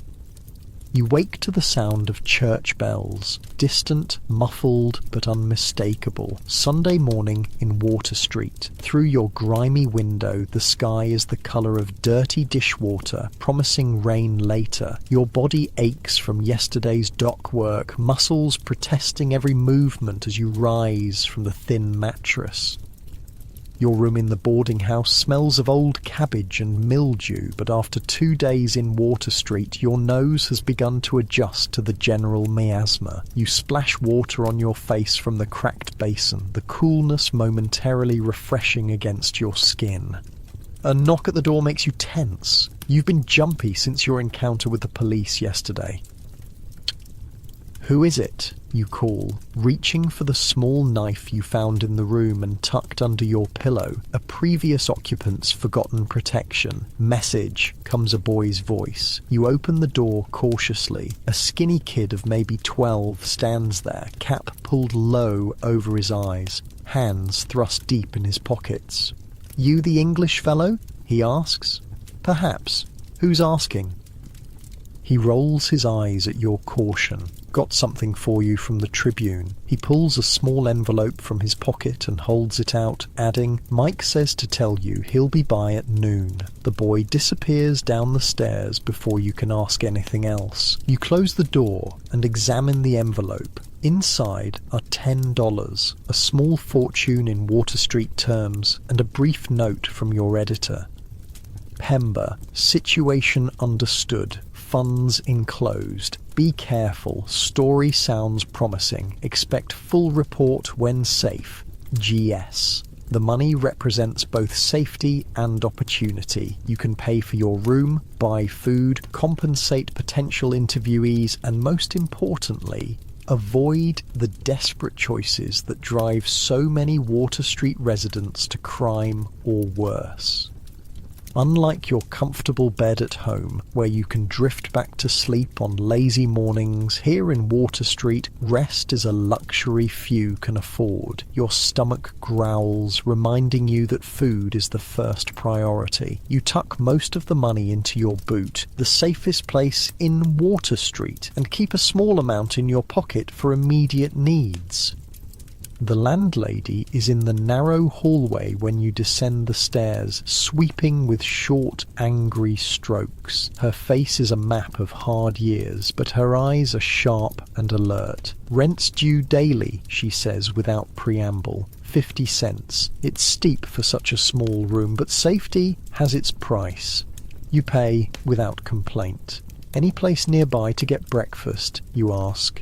She eyes you with slightly more interest. Most of her lodgers probably don't eat regular meals. Dutch Mary's on the corner, cheap, won't kill you, probably. The streets are quieter on Sunday morning. Some businesses are closed in nominal observation of the Sabbath, though you notice the saloons and dance houses show no sign of interrupting their trade. A group of children play in the gutter, fashioning toys from discarded trash. They look up as you pass, eyes calculating your worth, your threat level, your potential as a mark. Dutch Mary's turns out to be a narrow storefront with a few wobbly tables inside. The air is thick with the smell of frying fat and strong coffee. A massive woman with arms like hams presides over a cast-iron stove, barking orders at a terrified-looking girl who might be her daughter. "Sit anywhere that don't look ready to collapse," Mary calls when you enter. Menus: eggs, bread and coffee. Sometimes bacon. Today, no bacon. You take a seat at a table that wobbles only slightly. The coffee comes in a chipped mug, black as sin and nearly as thick. The eggs are greasy but hot, the bread surprisingly fresh. For 15 cents, it's the best meal you've had since arriving in Water Street. As you eat, you observe the other patrons, dock workers mostly, fueling up before or after shifts, a few shopkeepers from the marginally more respectable streets nearby. They talk quietly among themselves, conversations revolving around work, money, and the constant struggle to obtain both. One man catches your attention, older, with a neat grey beard and surprisingly clean clothes. He sits alone, nursing his coffee with the air of a ritual long established. There's something in his posture, his careful movements, that suggests he wasn't born to Water Street, but arrived here through some reversal of fortune. You approach his table, coffee in hand. "Mind if I join you?" He looks up, assessing you with intelligent eyes. "Free country," he says finally, "for some." You sit, introducing yourself with your real first name, but a false surname. No need to advertise your journalist identity just yet. "Caleb Morrison," he replies, offering a hand that, despite its calluses, shows traces of once having been genteel. "What brings you to this particular circle of hell?" "Research," you say carefully. "I'm interested in how people live here." "Research?" His eyebrow rises. "You a reformer? Or one of those missionary types?" "Just a curious observer." He snorts. "Ain't nothing worth observing here except human misery, and that gets old fast, trust me. You speak like someone who's seen better places." Morrison eyes you carefully, then seems to make a decision. "Had a business once, printing, good trade. Then came the Panic of '57. Banks failed, loans called in, lost everything." He shrugs as if to say it hardly matters now. "Been here 8 years. You adapt or you die." "How did you adapt?" you ask, genuinely curious. "Oh, found a niche. I can still read and write better than most around here. I write letters for people, help with contracts, sometimes teach the children whose parents care enough to want them educated. A scribe, the ancient profession of the literate in a largely illiterate community." It's a clever adaptation, using skills from his former life to survive in his new one. "Would you be willing to tell me more about how things work here? The economics of it, the social structures? I can pay for your time." Morrison studies you more intently now. "You're not just curious, are you? You're writing about us." You hesitate, then decide honesty might be the best approach. "Yes, I believe people should know what life is really like here." "A journalist," he says, not a question but a statement. "Figured as much. You have that look, like you're always watching, always filing things away. Will you help?" He considers this, taking a slow sip of his coffee. $5 for a full day. I'll show you things the tour guides won't. Introduce you to people who actually live here, not just profit from it. But I have conditions, which are no last names in whatever you write. These people have little enough dignity left, and no false charity. Don't pretend you're going to save anyone. His terms are reasonable. You agree readily, and Morrison nods, seemingly satisfied. Meet me here at 1. Your friend Mike will be looking for you at noon, I believe? The reminder startles you. How did you? Walls are thin in the boarding house, Morrison explains with a slight smile, and news travels fast when someone new arrives. At noon precisely, Mike, your original guide, appears at the boarding house. He looks better than yesterday, his split lip less swollen, though the bruise on his cheek has darkened to an impressive purple. Got your message to the Tribune? He says without preamble. Money come through? Yes. Thank you. You hand him the $3 you promised. 2 for the service, 1 as a bonus. Sweet, he grins, pocketing the cash. So, you really going through with this? More investigating?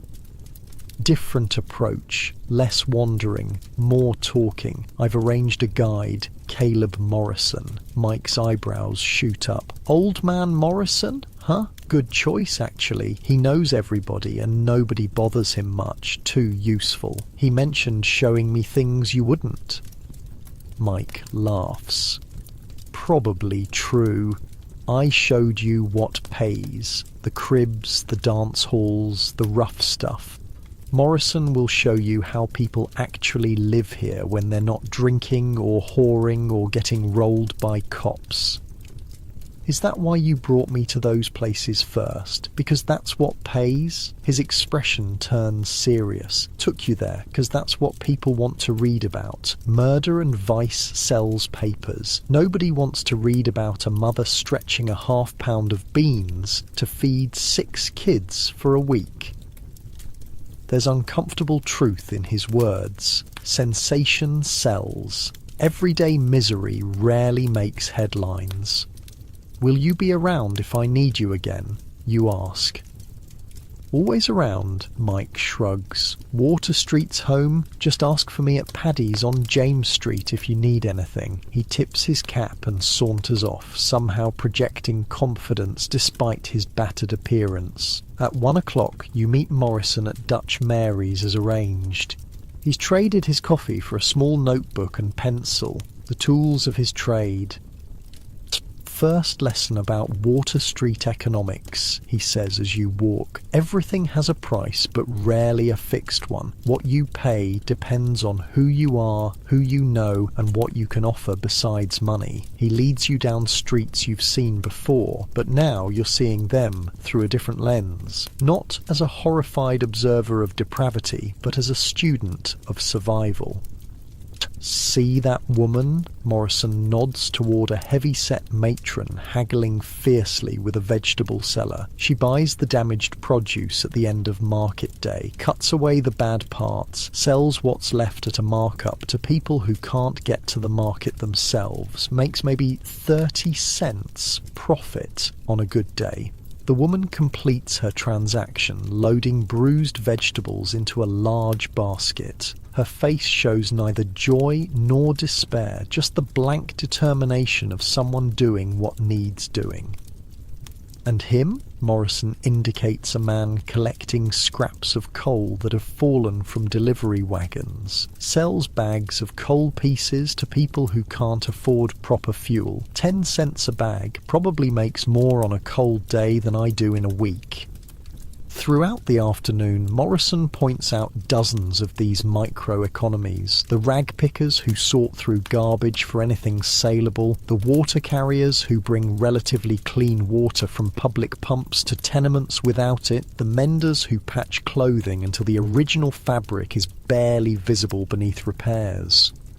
Most people have 3 or 4 hustles going at once, Morrison explains. The regular work, if they're lucky enough to have it, the side business for extra pennies, the favour economy, doing things for neighbours in exchange for help when needed, and often something not quite legal for when times get desperate. You pass a woman teaching 3 young children in the doorway of a tenement. She has no books, just a slate with letters chalked on it.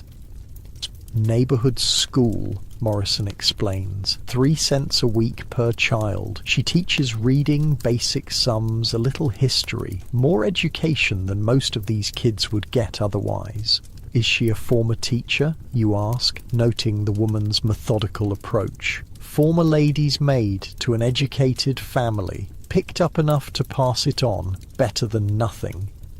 Education, or the lack of it, is clearly a key factor in the cycle of poverty. Without basic literacy or numeracy, the children of Water Street have little hope of escaping their circumstances. A sudden commotion draws your attention. A crowd has gathered around a tenement entrance, voices raised in anger and distress. Morrison frowns and quickens his pace. Eviction, he mutters as you get closer. Bastards don't even wait for the rain to stop.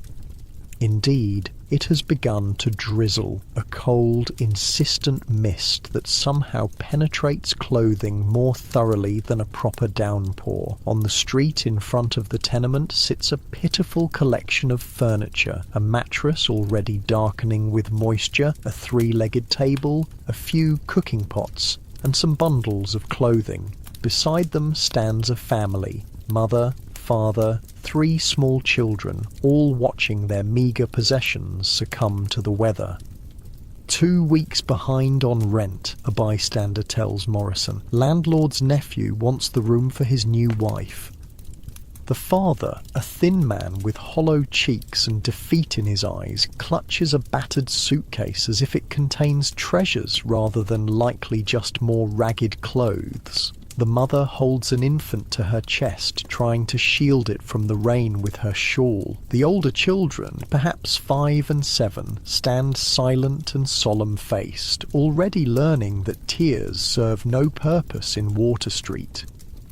I interviewed a housing historian about evictions in this period. She explained there were virtually no protections for tenants. Evictions could happen without notice, often violently and frequently in bad weather when the landlord knew the family would be most desperate and least able to resist.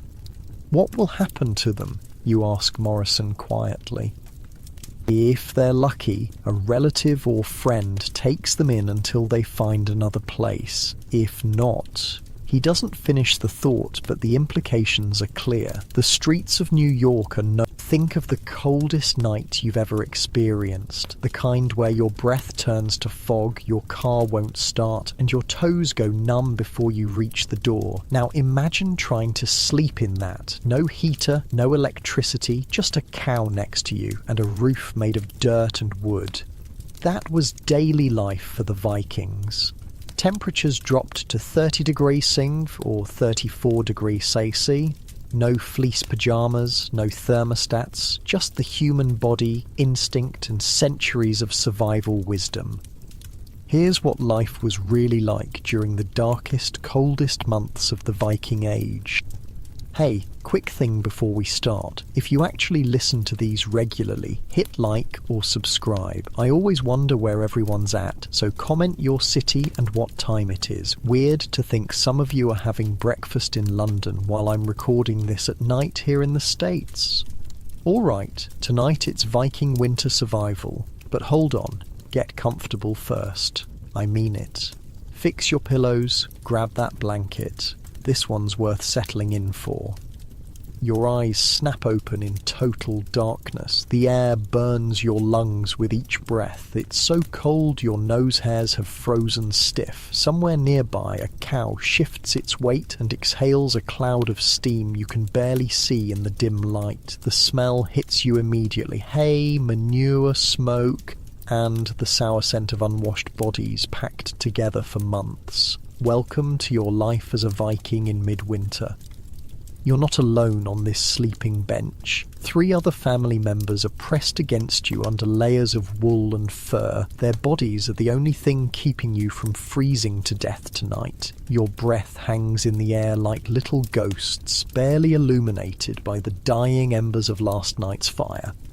Time to get up, someone whispers, but nobody moves. Getting up means leaving the small pocket of warmth you've created overnight. Getting up means facing the brutal reality of 30 degrees outside these walls. So, get this, you're basically sleeping in what modern scientists would call a passive solar house, except it smells like cow farts and hasn't been cleaned ever. I spent way too long researching Viking longhouses, and they're absolutely wild engineering for people we usually just think of as axe-wielding maniacs. The walls around you aren't just wood, they're like a prehistoric sandwich. Inner wooden planks, a thick middle layer of packed earth and turf, and outer boards designed to keep wind and rain out. That turf layer, it's basically medieval insulation foam. I talked to an architectural historian about this, and she said these structures rival the thermal efficiency of some modern homes, all without a single Home Depot run.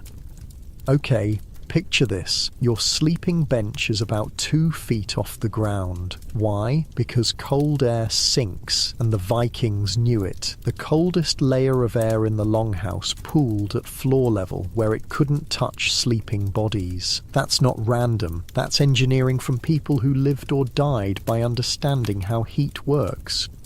Get the fire going. Someone grunts from another bench. That would be the morning's first task, reviving the central fire pit from last night's carefully banked embers. You might be thinking, why not just have a roaring fire all night? Well, for one, burning through your winter wood supply in January is basically suicide. And 2, Vikings didn't have chimneys in their longhouses. Wait, what? No chimney in a wooden house? Yeah. We didn't do chimneys, says Leif, the eldest in your family group, as if reading your thoughts. Chimneys pull all the warm air up and out, waste of good heat. Instead, there's just a small smoke hole in the roof, deliberately designed to let smoke escape slowly, while keeping as much heat inside as possible. The result is that everything in the longhouse, the wooden beams, your clothes, your hair, your skin, is perpetually coated in a thin layer of soot. But you know what? Soot is better than freezing to death. Your stomach growls loudly enough for others to hear. Another night of hunger pangs, not like your comfy bed at home where you might have a snack waiting on your nightstand. In Viking winter, your body is constantly burning calories just to stay warm. And here's the wild part. Vikings deliberately ate high-fat foods before bed. We're talking 70-75% fat in their winter diets. The reason? Fat digestion generates heat. It's like having a slow-burning furnace inside you all night. Pretty smart for people who supposedly spent all their time hitting each other with axes. You swing your legs over the edge of the sleeping bench, wincing as your bare feet touch the cold floor. The dirt floor is lined with straw, but it's still freezing. First thing you do is pull on your shoes, leather wrapped around feet stuffed with dried moss for insulation. Not exactly memory foam slippers. The sheep need feeding, says your mother, already up and moving. She's wrapped in layers of wool clothing that haven't been taken off in, well, you've lost count of the days. Months, maybe. Across the longhouse, which is really just one big room about 50 feet long, other families are stirring on their sleeping benches. The longhouse shelters 3 extended families, about 20 people total, plus livestock. Privacy isn't a concept that exists in winter. Everyone sees everything, hears everything, smells everything. Speaking of smell, your nostrils are adjusting to the overwhelming funk of the longhouse. Imagine 20 people who haven't bathed since fall, plus cows, sheep, goats and chickens, all living in one room. The smell is so thick you could cut it with a knife. But here's the thing, that smell means life. Clean, fresh air in winter means you're too close to the outdoors and the outdoors wants to kill you. The Vikings had this saying, better to smell like shit than to freeze to death smelling like roses. Okay, I made that up, but they would have said it if they thought of it.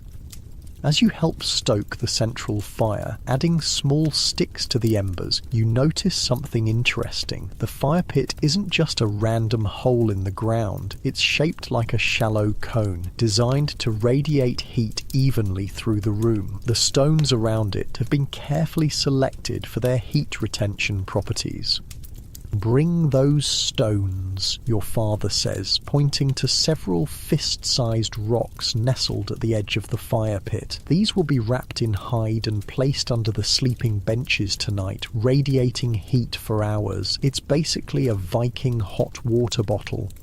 In your head, you're doing the math. No bath for 3 months, dumb death by smell. But actually, the smoke that permeates everything has an unexpected benefit. It keeps the bugs away. No fleas, no lice, at least not in the depths of winter. The smoke has effectively fumigated your living space. Silver linings, I guess.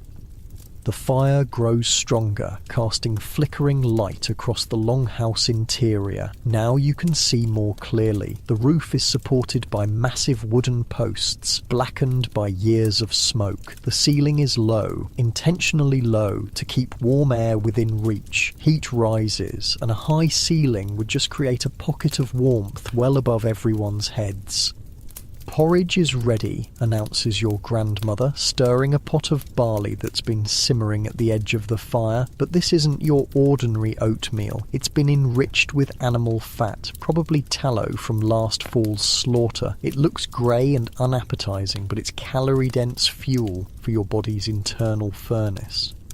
Everyone gathers around with wooden bowls. There's no dining table, no chairs, just people squatting or sitting on benches, shoveling hot porridge into their mouths. The first real warmth you felt since waking up spreads from your stomach outward. "Storm's coming," says your uncle, who stepped outside briefly to relieve himself. "Sky's that weird green colour."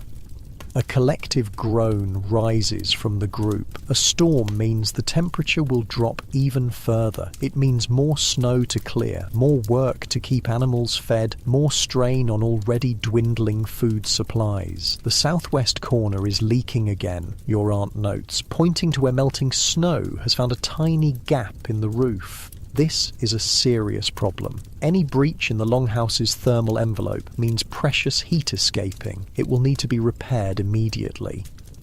Your cousin, only 6 years old, asks innocently, "Can I have more porridge?" "No," his mother says simply. "That's your portion for morning." The child doesn't argue or cry. He already understands the harsh mathematics of winter survival. Food is carefully rationed. There will be another small meal at midday and a larger one in the evening. 3 meals a day, each precisely calculated to provide just enough calories to survive while stretching supplies until spring. Your mind wanders to the storage area under your sleeping bench. Every family has their own food cache: dried fish, preserved meat, nuts and seeds carefully collected during autumn, hard bread that could break teeth if not soaked in broth first. You mentally inventory what remains. February's only halfway over. Will it be enough? As if reading your thoughts, your father says, "We'll check the fish traps today. Maybe the gods have been kind." Ice fishing is a dangerous but necessary winter activity. The nearby lake is frozen solid enough to walk on, but cutting holes to check traps means exposing bare hands to temperatures that can cause frostbite in minutes. You've seen old men in the village missing fingers from winters past. "I'll go," you volunteer, wanting to prove your worth. Your father nods. "Take Bjorn with you." Bjorn is your older brother, experienced enough to keep you both safe. Now fully awake, you begin layering for the outside. This isn't just throwing on a coat, this is a deliberate, life-preserving ritual. First, a linen under tunic that's been worn so long it's basically a second skin. Then a wool tunic, thick and scratchy but crucial for insulation. Over that goes another wool layer, this one felted to increase wind resistance. Then a fur-lined cloak fastened at the shoulder with a decorative brooch, the one bit of beauty in an otherwise purely functional outfit. On your legs, wool trousers wrapped with long strips of cloth for extra insulation. On your feet, those moss-stuffed leather shoes wrapped with more cloth. On your hands, mittens made from sheep hide with the wool still attached on the inside. On your head, a hood made from wool with ear flaps that tie under the chin. By the time you're fully dressed, you look twice your normal size and can barely move your arms freely. But this immobility is a fair trade for survival. Remember, your mother says as you prepare to face the outside world, keep moving, keep your face covered and don't get your clothes wet. Wet means dead. You nod. These are the winter rules you've known since childhood. In temperatures this extreme, sweat can be as dangerous as the cold itself. If your clothes get wet from either outside moisture or your own sweat, the water will eventually freeze, potentially causing frostbite or hypothermia. Bjorn is already by the door, similarly bundled. The door itself is a critical weak point in the longhouse's thermal envelope, so it's built as a small antechamber with two doors, creating an airlock of sorts. This way, the main living area isn't exposed directly to outside air. You both step into this transitional space, close the inner door behind you, take a deep breath, and then push open the outer door. The cold hits like a physical blow. The air is so cold it hurts to breathe. Your eyes water instantly, the tears threatening to freeze on your lashes. The snow reflects the early morning light with painful brightness. Keep your eyes down, Bjorn reminds you, pulling his hood further forward to shield his face. The landscape around the longhouse is both beautiful and deadly. Snow blankets everything, transforming the familiar world into something alien. Smoke rises from the longhouse roof hole, the only sign of human life in this frozen wilderness. You trudge toward the lake, each step requiring effort. The snow is knee-deep in places, and your layers of clothing restrict movement. But movement is life. It generates body heat. Standing still for too long would be dangerous. As you walk, Bjorn talks about the spring to come, about fishing in open water, about green grass returning, about the sun warming bare skin. These aren't just idle thoughts. This is a survival technique too. Imagining warmth, scientists now know, can actually trigger tiny increases in body temperature. The mind is also a survival tool. Remember last summer, Bjorn asks, when we swam until our fingers wrinkled? You nod, smiling despite the cold. The memory feels impossibly distant, like something from another life. We'll do that again, he promises. Just a few more weeks. But you both know it's more than a few weeks. It's months still. The depths of winter hold you in its grip, and spring is a distant dream. Right now, there's only the next step through the snow, the next breath of painful cold air, the next task that must be completed for survival. This is what it means to be a Viking in winter. Not the glorified warrior of legends, but a human being engaged in the most fundamental struggle to stay alive in a world that wants you dead. As you reach the frozen lake, you turn back for a moment to look at the longhouse. From the outside, it's hardly visible. The turf walls and sod roof blend into the landscape, the whole structure partially dug into the earth. Only the smoke gives it away. That hidden quality isn't an accident. The longhouse is designed to disappear into the landscape, to present minimal surface area to winter winds, to use the earth itself as insulation. It's not just a shelter, it's a survival machine, refined over generations of trial, error, and frozen corpses. "Come on," says Bjorn, already hacking at the ice with a tool designed for this purpose. "Daylight's precious." And it is. At this northern latitude in winter, the sun makes only a brief appearance each day. Every moment of light must be used efficiently. The tasks of survival wait for no one. As you help clear snow from the ice hole, you realise something profound. The popular image of Vikings as warriors and raiders is only a partial truth. Their greatest victory wasn't against enemy armies, it was against winter itself. Year after year, generation after generation, they survived conditions that would kill most modern humans in hours. That's not just tough, that's not just resilient. That's a kind of strength we can barely comprehend from beneath our warm blankets in heated homes. And winter has only just begun. The ice beneath your feet makes an ominous groaning sound as you and Bjorn kneel beside the fishing hole. The lake isn't happy about being disturbed. Frozen water has its own language, creaks, pops, and deep rumbling sounds that travel beneath your feet like distant thunder. "Don't move so much," Bjorn mutters, carefully clearing the thin layer of ice that formed overnight on the fishing hole. The ice feels angry today. You've seen it happen before. Someone gets careless, moves too quickly, and suddenly there's a crack and they're gone. The village lost 2 men that way last winter. Their bodies weren't recovered until spring thaw, preserved like meat in nature's coldest storage.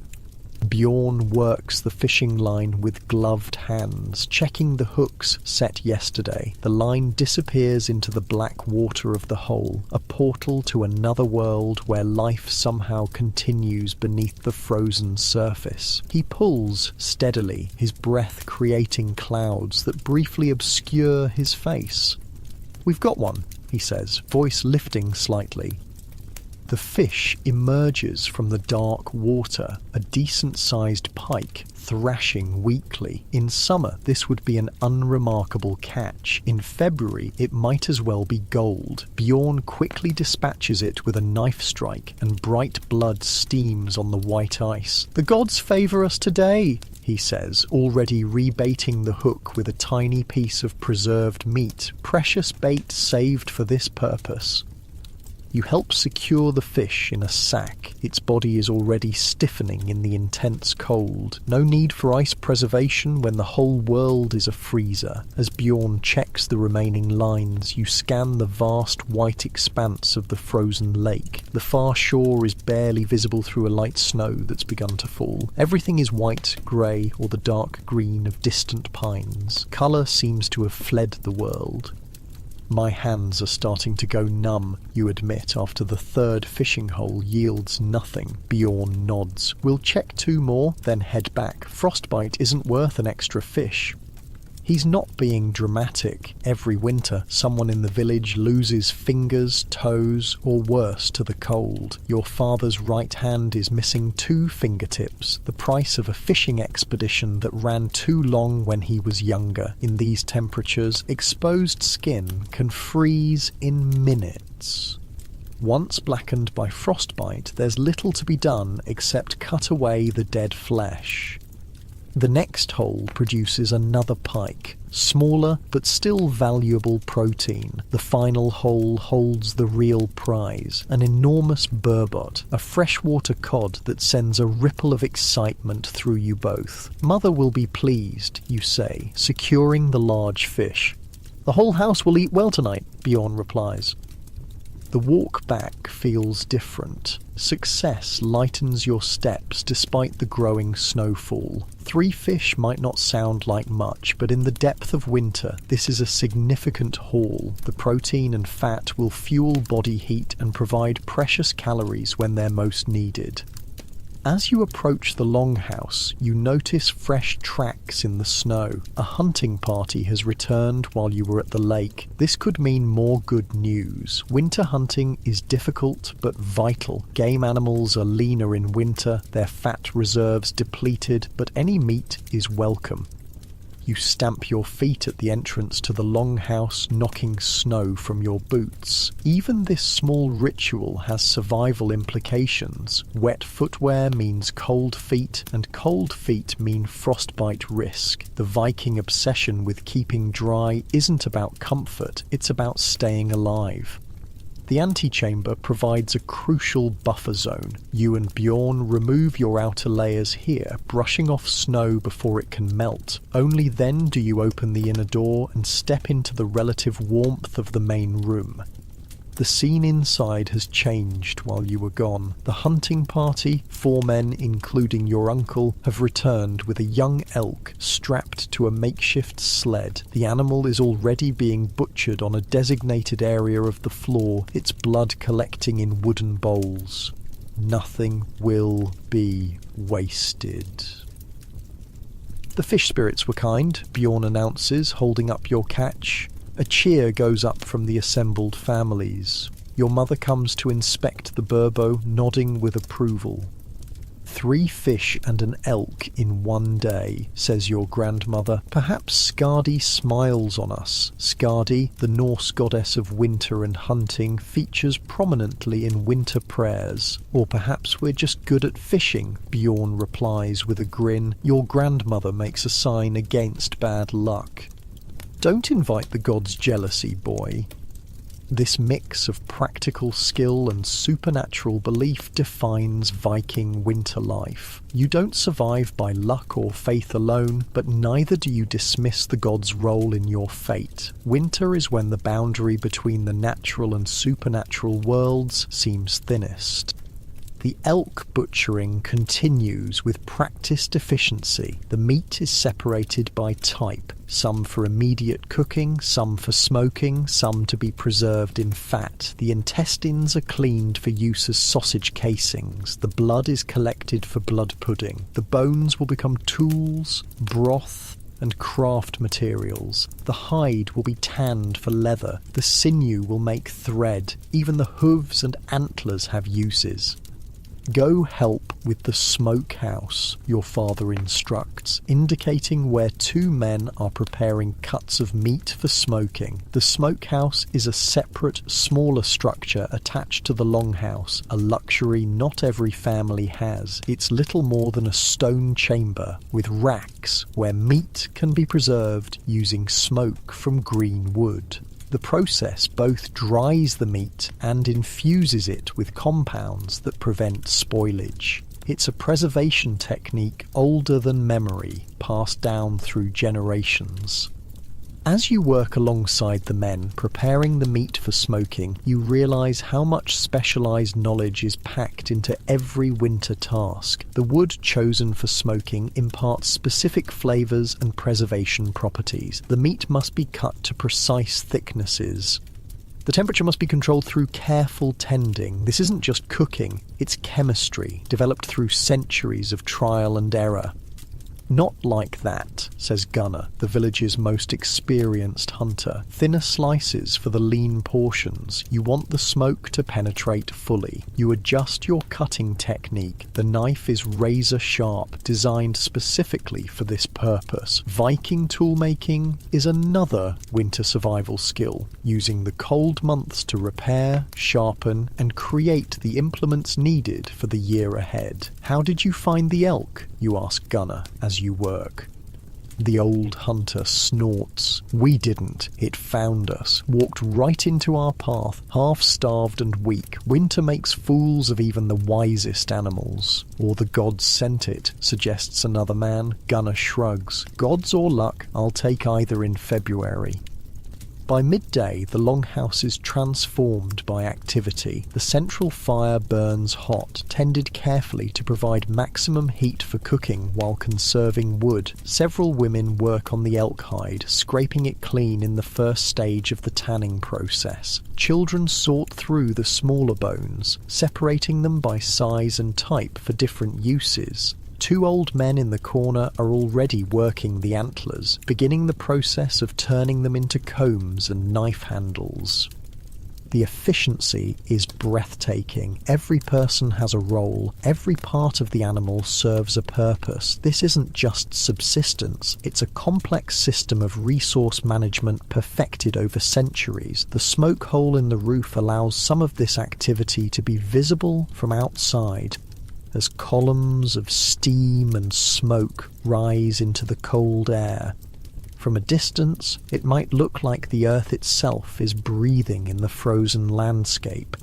Sit, eat, your mother says, handing you a wooden bowl.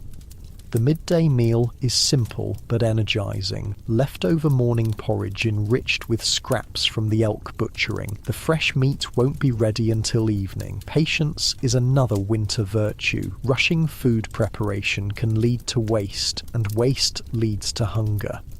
As you eat, an argument breaks out between two of the families sharing the longhouse. "That's more than your share of liver," accuses a woman from the third family group. "We have more children to feed," responds your aunt defensively, "and we have more elders. What's your point?" Your father steps between them. "Enough. The liver will be divided by head count, as always. No exceptions." The women grudgingly agree, but the tension lingers. Winter confinement strains even the strongest social bonds. 15 people living in one room for months creates friction that must be carefully managed. Family feuds that erupt in winter can have deadly consequences. Cooperation is essential for survival.